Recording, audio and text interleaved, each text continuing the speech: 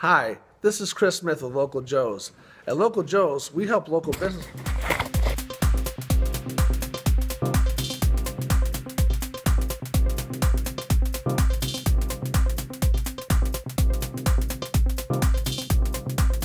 Hi, this is Chris Smith with Local Joe's.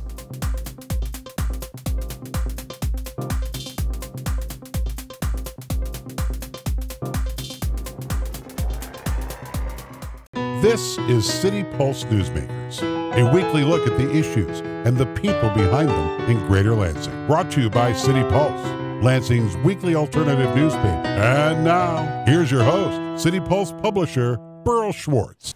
Good morning. Later in the show, we'll be joined by one of the top executives of Sparrow Health Systems, Joe Ruth, to talk about all their growing pains. First up, though, I'm happy to welcome back a former mayor of Lansing, David Hollister. Your Honor, you recently wrote a letter to the Lansing City Council saying now is not the time for something that Mayor Brunero has proposed, which is an inspector general, he calls it, but someone to audit BWL as a permanent employee of the city. Why is this not the time for that? The fiscal health team commend the mayor and the council for managing the recent recession. They made dramatic cuts. They reduced their staff, they sold assets, they closed golf courses. I mean, they really did some significant restructuring, and we thought that they should be commended for that. We also said that going forward, even after you've done all this, you have about a $600 million legacy cost liability. This is health care for retirees and retiree cost. And you've got major underinvestment in your infrastructure. So as you go forward, if you ever get a windfall, whether it's federal money or increased revenue sharing or a bump in the revenues, attend to rainy day fund, which is recommended you have about 15%, 10 to 15% of rainy day fund. Your infrastructure, which are your roads, sidewalks, bridges, river walk, those kind of infrastructure costs, buildings. And third, employee cost, these legacy costs. And we've been consistent on that all the way through. This year, for the second year, there was a small surplus, not a large surplus, about 2%, maybe a little above what they had anticipated. And you had the council coming forward with a proposal for 7 positions for, I think, housing code enforcement, which is a legitimate and important function of the city. And the mayor coming forward with his proposal on a $200,000 cost for an internal auditor of some kind. And we said in the letter, and I was writing that on behalf of the committee, we polled the committee. Which you chair. Which I chair. Yeah.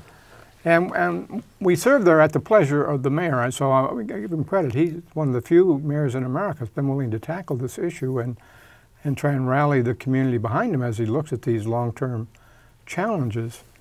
And we simply concluded that this was not the time, that this is a transition period from this recession now to some modest growth. Don't take on these long-term employee costs. You've got 2 retirees for every 1 employee. And you got that group growing, and you got the city employees shrinking.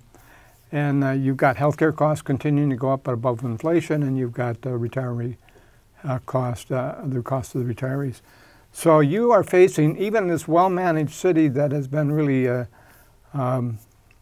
exemplary in being fiscally responsible, beginning to go back to the old way of, the minute you got some new money, you add new staff and you start doing new programming. So we said, time out, do it more thoughtfully. The 7 positions for code enforcement, the mayor's looking at that. He's got a study going. You got vacancies there now. You can't force them. Even if you put the money in the budget, you can't force the mayor to spend it. So an appropriation is not an authorization, is not a mandate to spend. So it's unlikely you're going to get that anyway.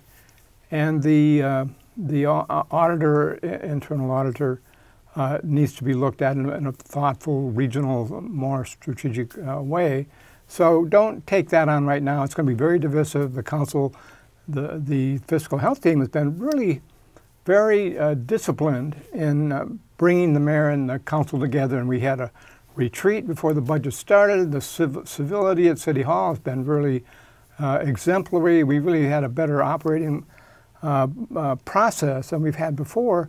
And we thought that these two proposals were creating a tension and division that was not merited, because there are so many other things that need to be done. So that was the reason we sent the letter. And as we talk now, the mayor still has about 24 hours to decide whether to veto the budget, which you can do on a line item basis. Right. And then City Council has approximately 14 days to decide whether to say yay or nay to all of what the mayor vetoes. They don't have a line item veto of the veto. But the mayor, of course, is a passionate guy and really wants this Inspector General for BWL who would report directly to him. But City Council came up with I guess a compromise where, okay, well, let's fund an audit for a year. What about that? Is that at the same level of concern to you? Well, we made our position known. It's a consistent position. If you've got any excess funds, use them on rainy day fund, infrastructure, or long-term legacy cost. That's a dispute between the mayor and the council. We don't want to get in the middle of the disputes. We serve at their pleasure. All we can do is give our best guess of what's the best thing to do. These are the best minds in the community. This is an extraordinarily competent group of business people advising the mayor and community leaders. We're not going to get in the middle of a political fight. We might have our own personal views on this, but as a fiscal health team, following the mandate that we were given by the mayor to look at the long-term viability of the city and sustainability, what guidance, what principles should we have? And we made it very clear. When you have surplus funds, focus on rainy day, focus on infrastructure, and focus on legacy cost. If you dealt with the legacy costs just themselves, you would double the tax in the city. It'd be 18 mills for 20 years, and you wouldn't completely solve, just dedicated to the cost of the retiree legacy cost. Is there a difference, though, between the Inspector General or auditor position that the mayor wants at BWL and the need for more inspectors? Because BWL might go on wasting some money or not wasting some money over the course of time, but one good fire at an apartment building in this town, and people are going to say, why? Where were the inspectors? Right. I've been there. I've been sitting there making those decisions as mayor.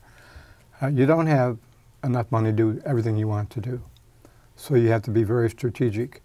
We have excellent code enforcement. In fact, when I was mayor, the most important and most popular individual, city employee, next to the community police officer, was a code enforcement officer for a neighborhood association, because they can deal with weeds, they can deal with safety, they can deal with fire hazards, they can deal with broken windows, and they got a lot of power.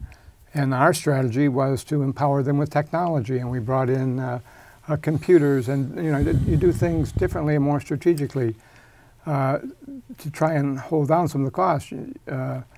So again, we're not going to get in the middle of the dispute over whether these are meritorious or not.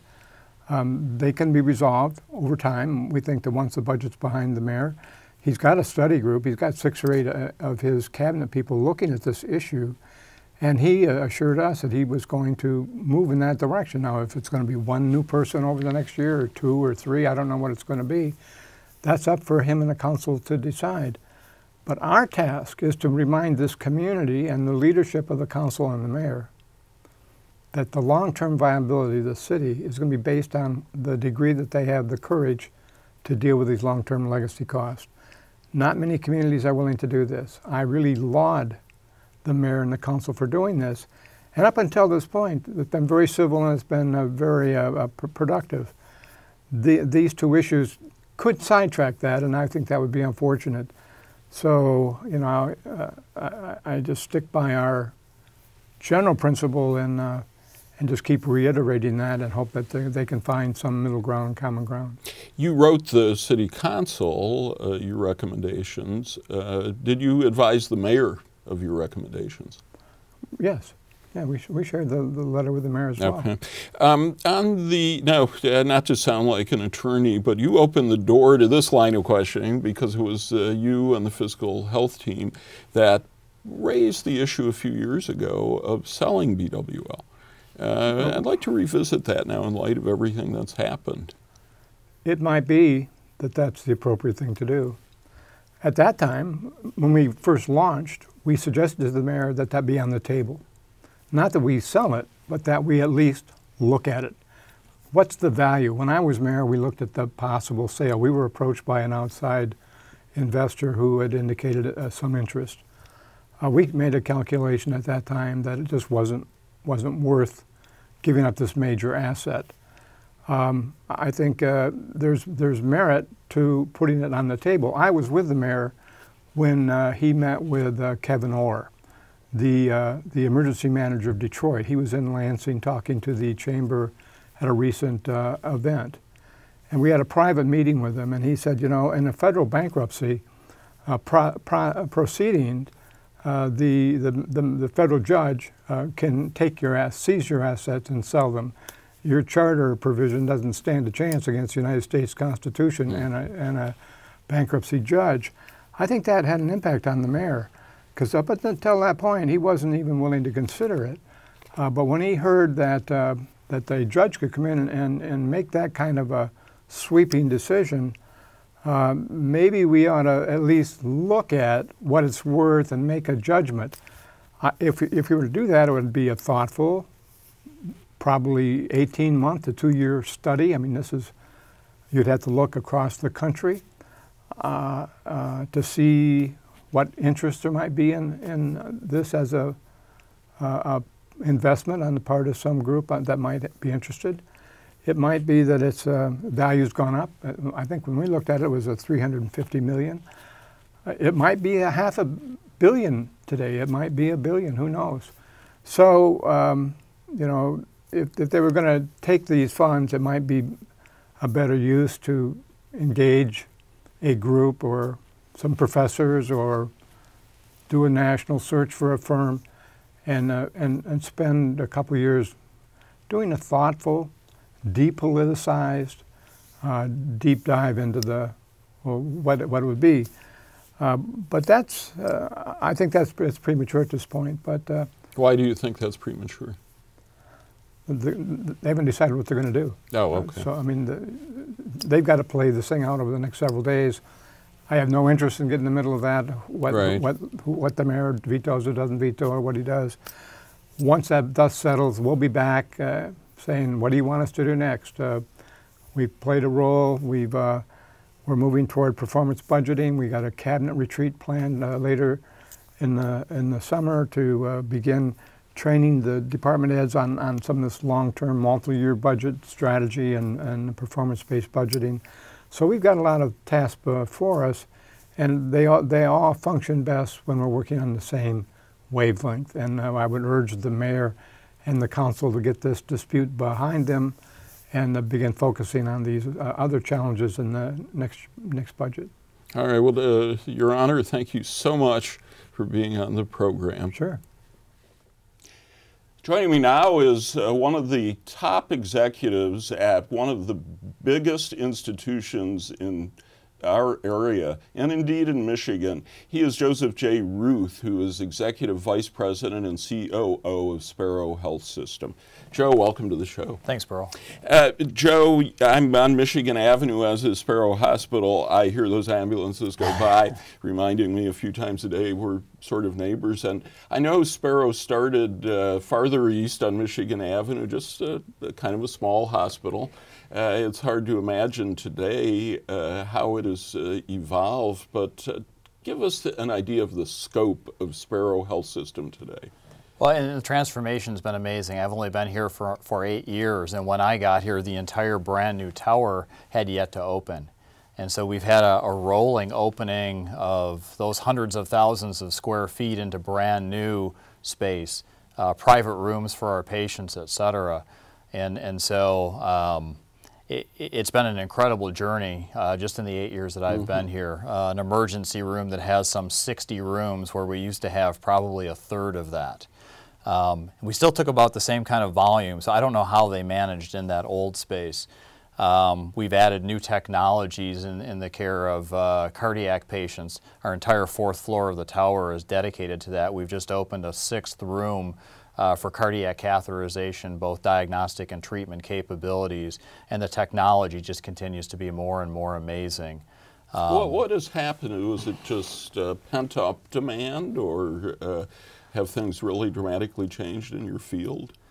There's a couple things driving that. Unfortunately, the worst part is that as a country, the United States is getting older, and as we get older, we have more and more things go wrong with us. And at least in this country, we're fortunate enough to have the technology and the skills to deal with a lot of those things that decades ago were life-threatening, if not life-ending.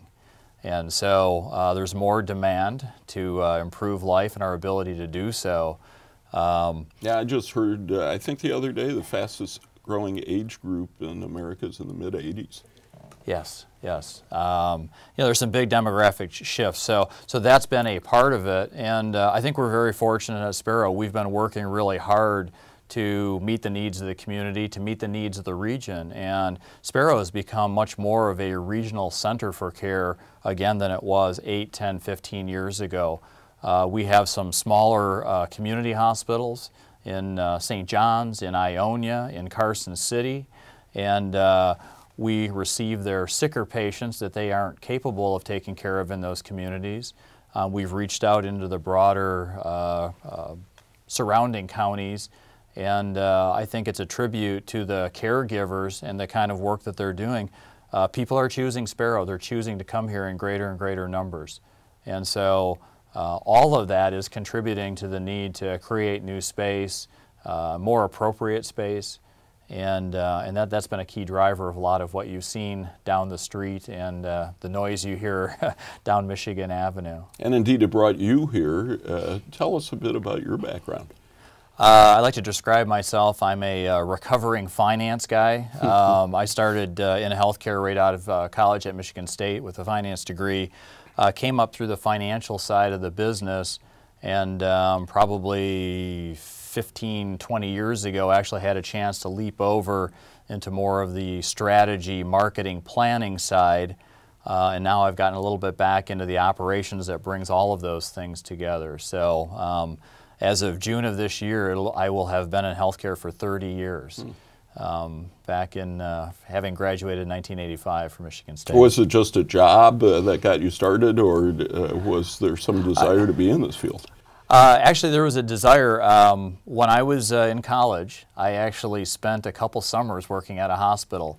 The first year was on the loading dock, and that made it very clear to me that I didn't want to do loading dock work the rest of my life. When the Gordon food truck came in and you had to unload those huge boxes filled with ketchup and tomatoes, they were really heavy. It was a great workout. I did that for a summer and got to see that end of the business. The second summer, I somehow weaseled my way into more of a desk job upstairs, processing accounts payable and things.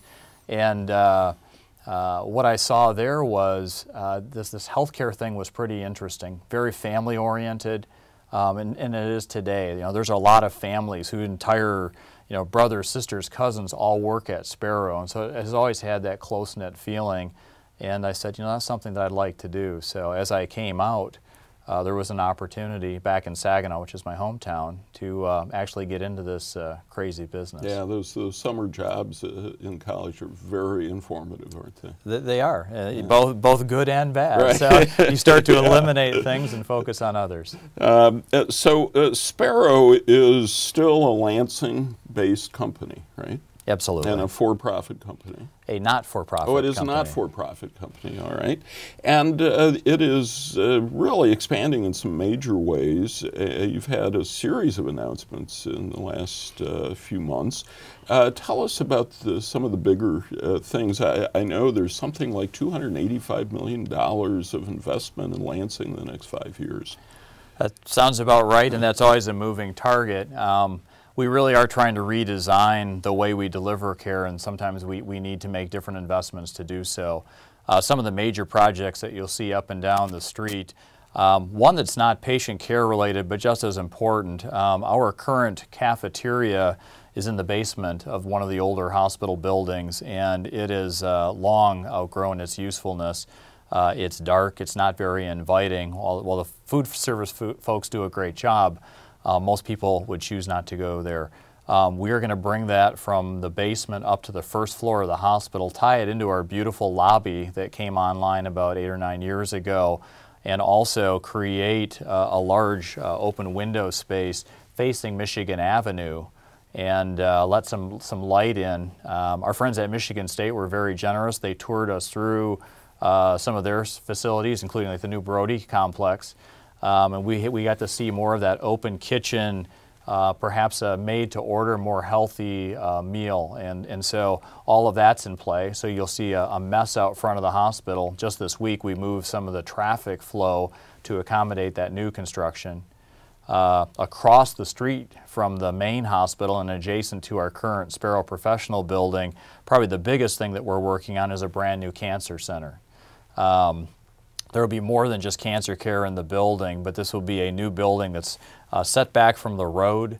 The first 2 floors will be dedicated to cancer care, and again, this is a function of, unfortunately, the growth of that disease, but more importantly, the growth of our service. And right now, they have long outgrown the space that's available to them. And that's called the Herbert Herman Cancer Center. Who were Herbert and Herman?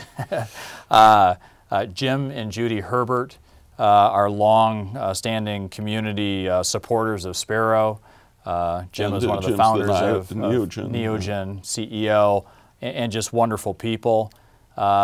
Jim Herman is actually the director, the medical director of the cancer center, and has been here for some time as well. Those two folks crossed paths as Jim Herman took care of the Herberts and some of their healthcare needs. Will there be a particular focus there, or is this a broad-based cancer unit? It's a comprehensive unit, so there'll be medical oncology that requires chemotherapy and such. Right now, those folks are crammed into some pretty small rooms. Most of them have windows, but not a lot. We're going to have that up on the 2nd floor that will overlook, as at least currently planned, perhaps a rooftop garden and back into the neighborhood. And so it'll be much more open and visible, a better environment to do that. The 1st floor will be dedicated more to the radiation oncology. So that off the back side of the building, which will actually create the roof garden up above. But a lot more open space. It's hard enough to get a diagnosis of cancer, but you really want to make sure that you've got that healing environment that you can provide that. And we have so far outgrown the space. We have way too much crammed into way too small a space. We've done as best we can with it. This is the right thing to do for our patients, for their care, and we'll continue to expand our service. The Sparrow certainly is not just in that block.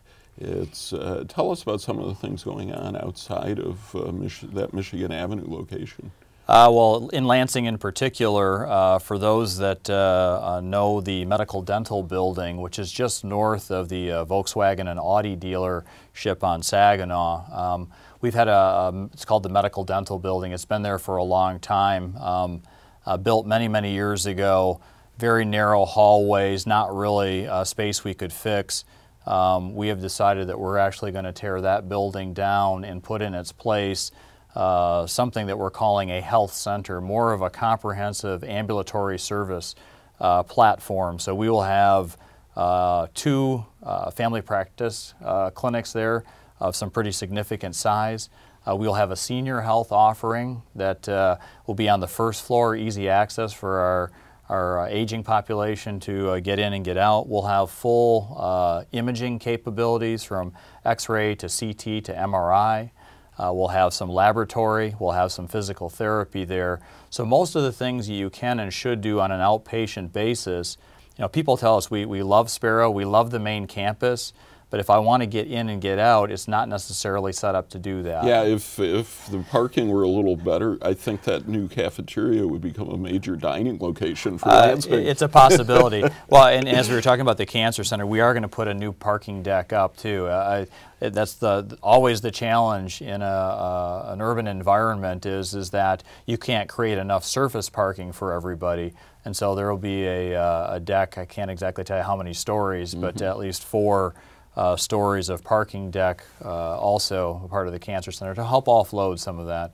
There's a lot of demand for parking at Sparrow. We see the cars lined up in the morning, so we appreciate people wanting to come there, but we need to make it a better experience for them. It is a little challenging. I visited a friend in Sparrow the other day, and you know, by the time you park and get in, you've lost some time. Absolutely. Yeah. Absolutely. I wanted to talk to you about the Eastern High School campus that's adjacent, and something I just heard was there's an interest at Michigan State University in a new human medicine school building facility, and that they'd like it to be adjacent to Sparrow, and that makes me wonder, well, is Eastern in play for that? Can you shed any light on this?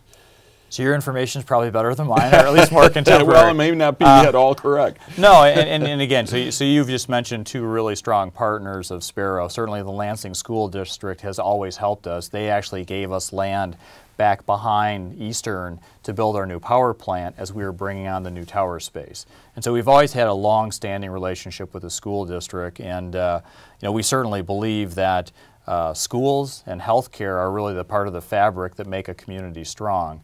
And so we're always very careful to say, we don't want you to take schools out of the way for our expansion. They go hand in hand. But the new cancer center will actually end up on the former Bingham School site. Mm-hmm. And so when there's been an opportunity to do that and use the land adjacent to us, we always think that's a wonderful opportunity. So I know that the school district is continuing to figure out what they're going to do with their high schools, and Eastern seems to be the one that typically is talked about most. And so if they decide that, you know, over time that is not somewhere they need to be anymore, we'd love to work with the school district.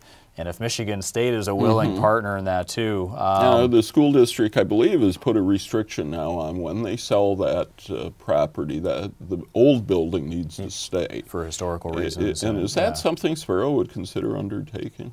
Oh, absolutely. I know that, you know, I don't know enough about the building itself, but I'm sure it could be put to good use. You know, Sparrow's a major teaching hospital, and so when you say the College of Human Medicine, College of Osteopathic Medicine, College of Nursing, all 3 of those Michigan State entities do a significant amount of work on our campus.